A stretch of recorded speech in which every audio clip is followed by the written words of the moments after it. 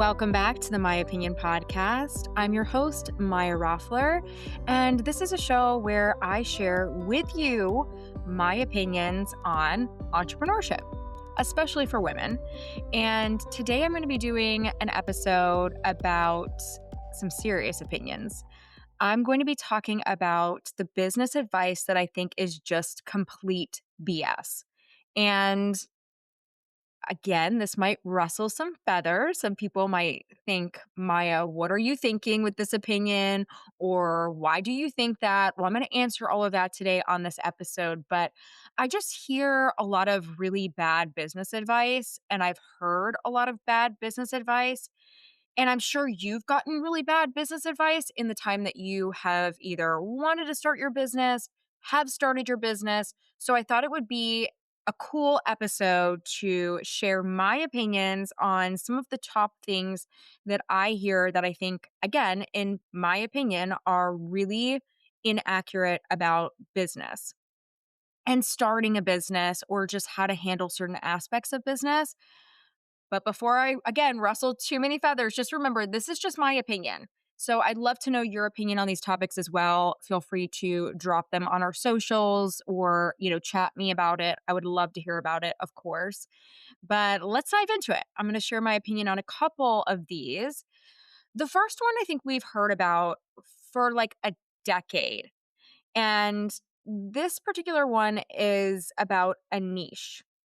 So when people give business advice on this, they say you have to have a niche or you need to niche down. In my opinion, this can be okay advice, but I think it can be complete BS. And here's why. When you are first starting out, you might not know 100% what your niche is. And I've done some episodes on finding your niche in the past, but I think the challenge with your niche is that it can evolve. So, my opinion, this exact show has evolved. When I first started it in 2017, those episodes are in a totally different place. And my audience was just people that watched me on TV and wanted to know me and wanted to know my general opinion on things.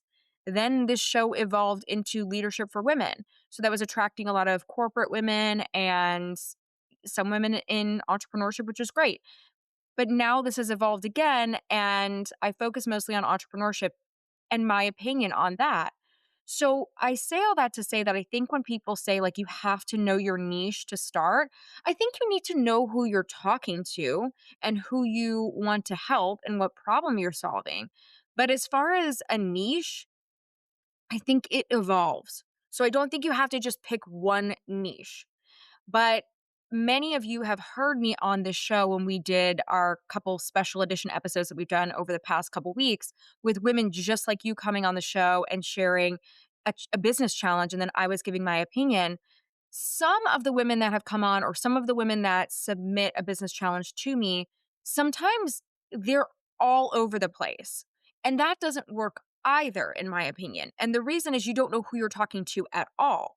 So it's important to know who you're talking to, which is why a niche can help. But the way that social media is now and the way that building a personal brand is now is that people, they want to know how they can relate to you on a personal level.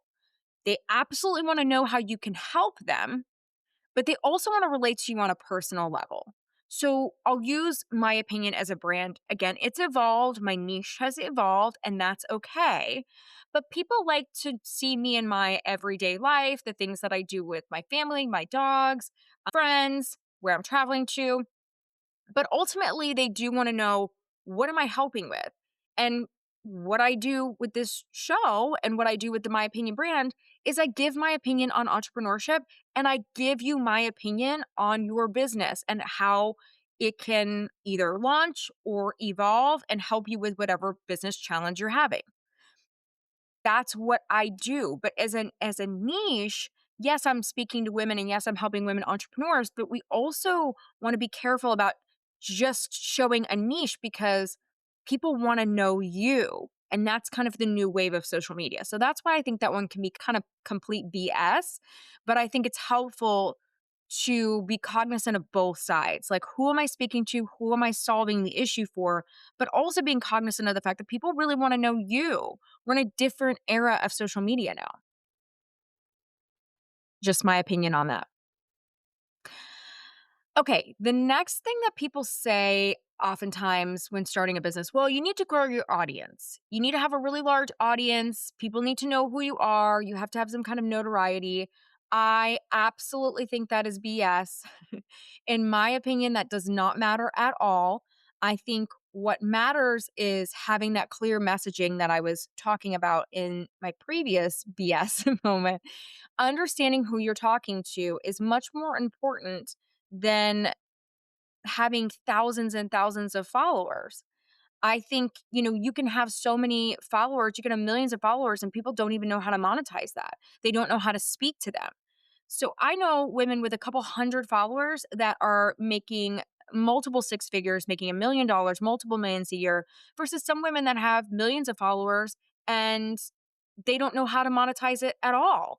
So I think we have this concept that large audience equals business, large audience equals money. And I think that, again, in my opinion, is complete BS. I think a large audience can help you build a business, but if you don't understand what problem you're solving or who you're speaking to or who you're helping, I mean, it doesn't matter. You might not even have the right people in your audience following you.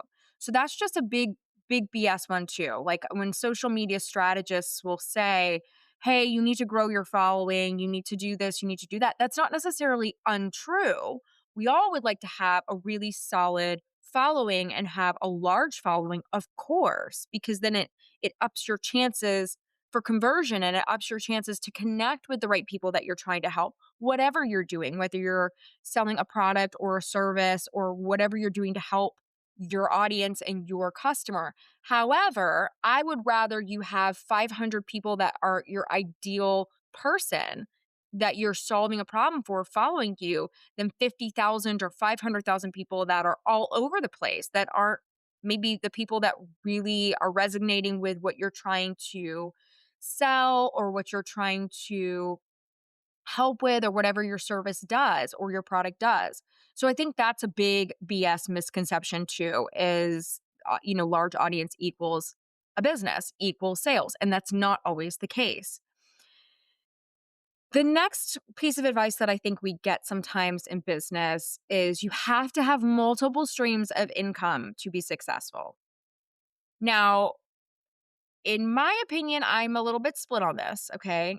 I'm a little bit split. One, I definitely believe in multiple income streams because I think it is helpful to secure you, but I don't think you need multiple income streams to build a business.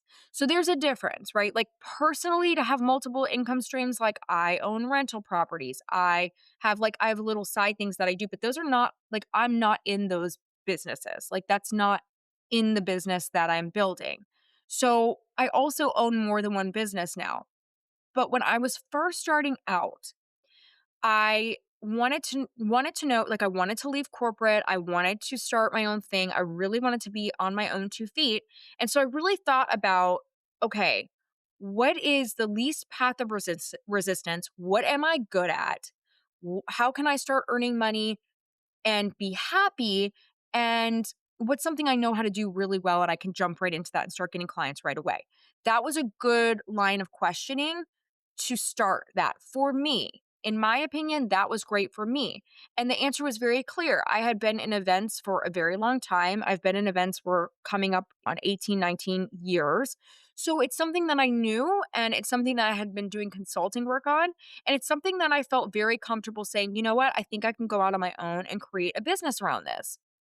And what's great for me personally is that evolved because I got to start doing the types of events that I enjoy. I don't do weddings, I don't do those types of personal occasions. I focus on corporate and nonprofit because I'm passionate about nonprofits and the fact that they have a cause and that there's a mission behind it and the people are just so incredibly passionate about what they're doing. But that was my one revenue stream.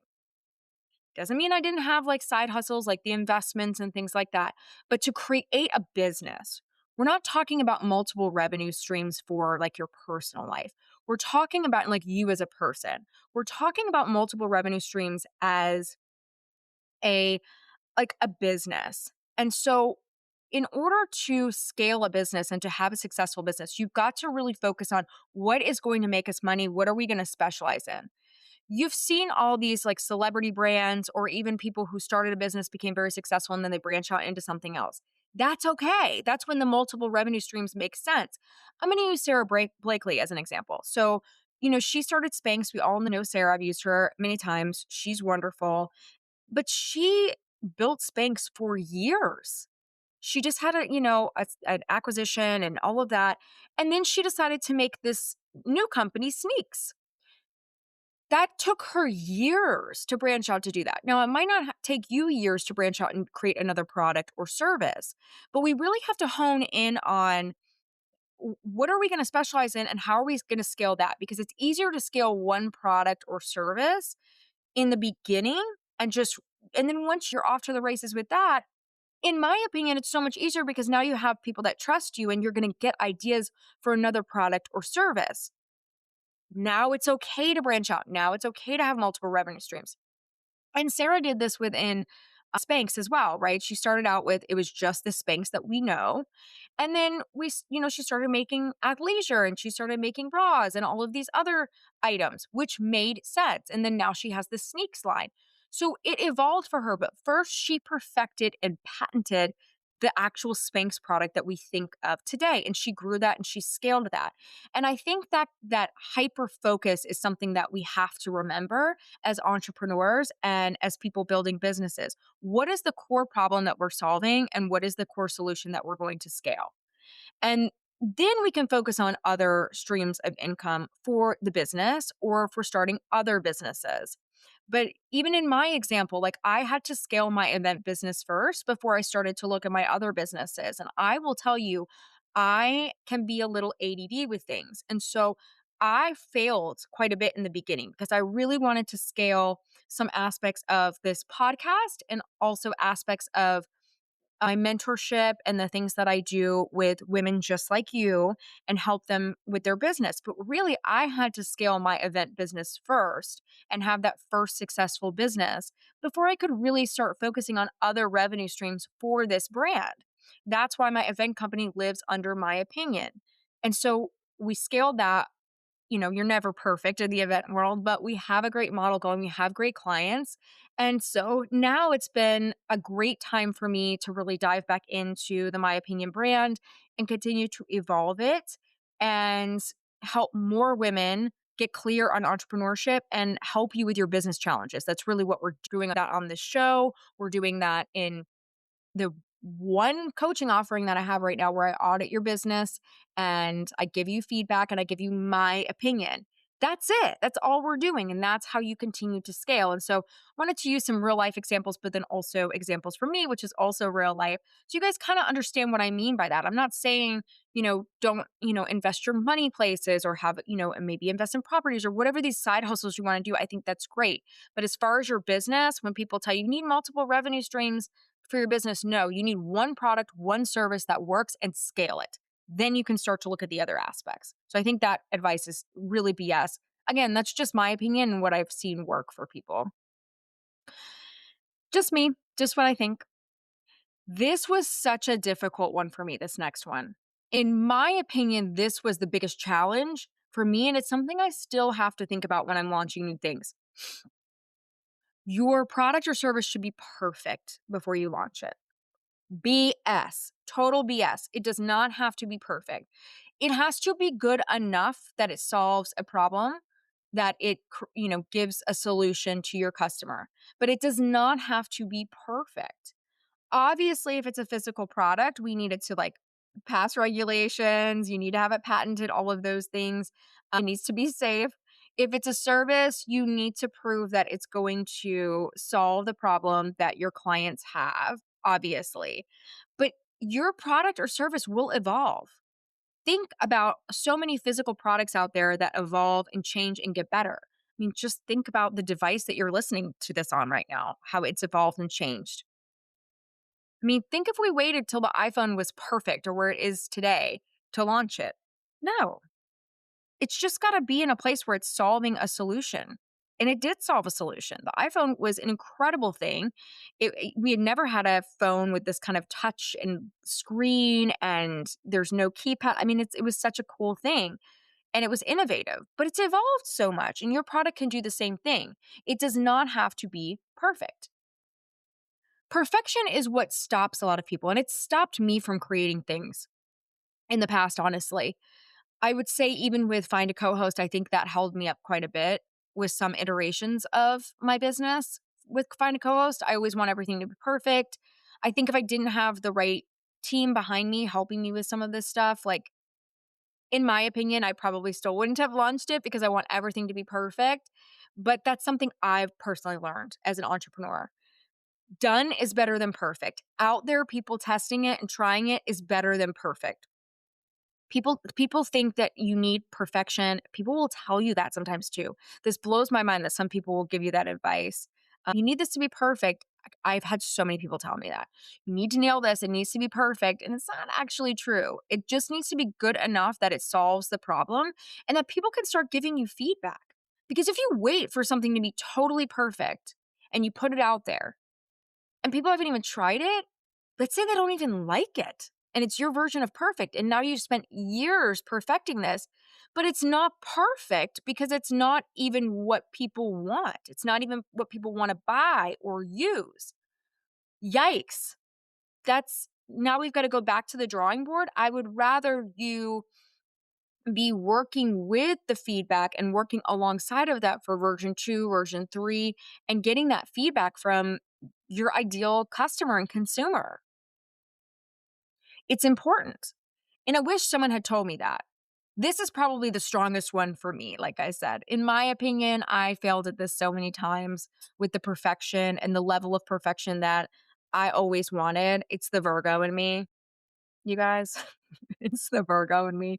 I will admit that I'm into astrology. And so I have this perfection side. And that's why I would lean into that advice when people would be like, well, you need to perfect this. And no, you don't. No, you don't. It's complete BS. Complete BS. Another factor that I think falls for me as well, and this was a big one for me, not as big as perfection because that stalls us. And I'm sure you run into this as well.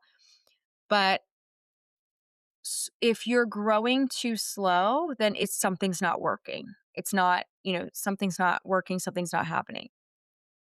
Again, in my opinion, total BS. Slow growth does not mean failure.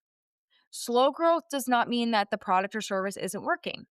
There could be so many other things happening. One, maybe your marketing strategy isn't right. Maybe you're not present enough on socials. Maybe you're not getting in front of the right people. There's so many reasons why slow growth could be happening. Most of the time, it's a marketing thing. Most of the time, it's a social thing. Most of the time, you don't have the right strategy. You're not getting in front of the right people. In my opinion, that's what I've seen. Sometimes slow growth can mean it's not working. If nobody's buying it and you've got the right marketing and you've got the right outreach and you're in front of the right people, that could be what's happening. But I see people and I've heard people say this all the time, you know, "Oh, you're not growing fast enough. I think there's a problem. I think there's a problem here." Could be, but in my opinion, typically it can be BS when people are saying that, when they're jumping to that right away, instead of actually looking at what is happening here. Like, are we really marketing to the right people? Do we have the right team behind this? I think those are really big challenges, and that's just a piece of advice that I think could be complete BS because I think it's just like a blanket statement, like, "Up, slow growth, this is failing, let's move on to something else." And I think people quit too early when that happens as well. So I think it's something to balance, and I think it's something to be mindful of and really be aware of. I think another one I'd like to talk to you guys about too is, you have to wait until and I've done a couple episodes on this, right? You have to wait until you can go all in on your business. Again, this is a BS one as well. So sometimes people will say to you, you know what, I want you to go all in on your business. You got to quit your job. I did a whole episode on this. You can go back a couple episodes. I did a whole episode on this about how it's so important that you are weighing that. You don't have to leave your corporate job to start a business. But when the business is really consuming your life and you're taking off and you're making enough income to support yourself, yes, it's time to leave. But it is total BS when people tell you, oh, you have to leave your job, you have to go all in 100%. Eventually, eventually, but not to start a business. Not to start a business. You don't have to leave your corporate job. You can start all of this at night. People do it all the time. I did it myself. Many success stories will tell you, yeah, I actually started this while I was working my other job. I actually started this while I was running this other business, or I was working as a consultant, or whatever your particular case is. Maybe you're a stay at home mom, right? And you're doing this at night. You're not going to quit being a mom so you can start your business. Why would a corporate job be any different? So that's a big one, in my opinion, too. When people are sitting there telling you, oh, you have to quit your job, you have to go on, you can go all in and still have a job. You can. You just have to know when it's time to say, this is now my life. This is consuming me and I'm happy about it and I'm ready to go all in that aspect. But you can go all in and be serious about the business and still have another job. Like you can. But I did an episode on like when to take the jump, when to take the leap a couple months earlier. Feel free to go back and check that out because I think that is a very interesting piece of advice. Total BS that people are like, you have to leave your corporate job and go all in. No, but you'll know when you are ready to. And so when people tell you that you can work, the other side of the BS is when people tell you, oh, you can keep both and keep doing both. No, you can't. There's a point where you know that you're going to have to take that jump and that leap and you're going to go completely all in and that's going to be your full-time work and that's going to be what you do because it's BS if people say that like you can really manage both full-time. You can't. But you can manage both while you're scaling to a point where it will start to replace your income and then you're good. And once you're in a comfortable spot, it's time to make that jump. So these are the big ones that kind of bother me. There's so many BS advice that we get from different people. The BS advice from people that think, you have to do everything a certain way in business. And I want to be clear about this too. Like there's no linear path in entrepreneurship. Your path is going to look different than my path. And even for each one of my businesses, each path has looked really different. And so, anybody who tells you, I guess my last BS advice or red flag is, hey, if somebody tells you this is how you achieve this, this is how you step one, step two, step three is how you launch your business. It's just, again, complete BS. You can't give that kind of advice. You can't give that blanket advice. There are things that I talk about on this show and also talk about with the women that I help with their business challenges. And if you're one of them, we have it linked in the comments. You can actually drop your business challenge in for free. And I will either read it here or on TikTok and respond to it. I'm doing that right now. I also do audits for folks. So if you're a woman in business and you want like an intensive audit for your business challenge that you're facing right now, I'll go through all of them with you. That's all available in the show notes. So feel free to drop one business challenge for free, or you can actually go through a full business audit with me. Those are just the two things that I do right now with my opinion, giving you my opinions on this. But the reason I do that and I do it specialized is because, and I've done these special segments with women coming on the show because I can't tell me with find a co-host exactly the right way to launch or the right way to go to the next level. And it's not going to be the same as somebody with like, I don't know, a personal training business or someone developing, an app for moms who stay at home. It's going to be all different and you're all in different places. So if anybody tries to give you super generic advice, I always find that to be complete BS too.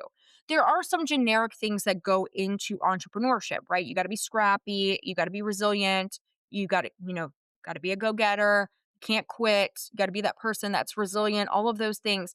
But there's no straight linear path to success. Some people, some people will have an early success story and then they'll fail a little bit later. Some people fail 100 times to win, 101.